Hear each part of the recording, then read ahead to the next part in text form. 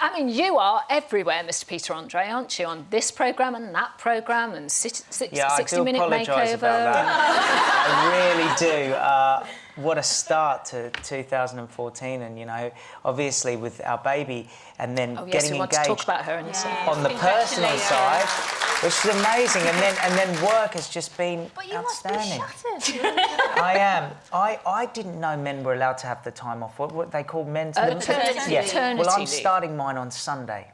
Are you? I'm going to have 3 weeks, and I can't wait. idea. It's going to be great because obviously baby came early, so.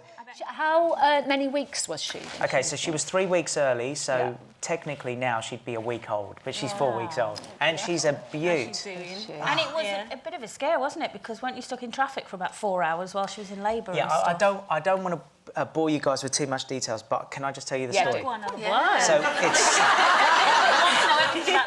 So it's 6 o'clock in the morning, right? And we went to bed about 2, and she woke up and she went, "Hun," and I went, "Yeah," and you know, typical guy. You know, well, she said, "I think my waters have broke." Said it so casually, and I went, "Okay." And then she went, "I just need to call my mum." So she called her mum, and then she went, "Hun, my waters have broke." I sat up, I went, "Right, what are we doing?" And then she goes, "I think we should casually just drive to mum's, which is 4 hours away." And I said to her, "But are you in labour?" She said, "No." She said, "No, but I will be at some point." And so we drove, and then, of course, she went into labour in the car, and then we still had 2 hours to go, and then I was freaking out. You were driving to Taunton or somewhere, was that right? And it was Taunton, trust me. Get it? Taunting. Has it ever crossed your mind what you would have done had the baby started?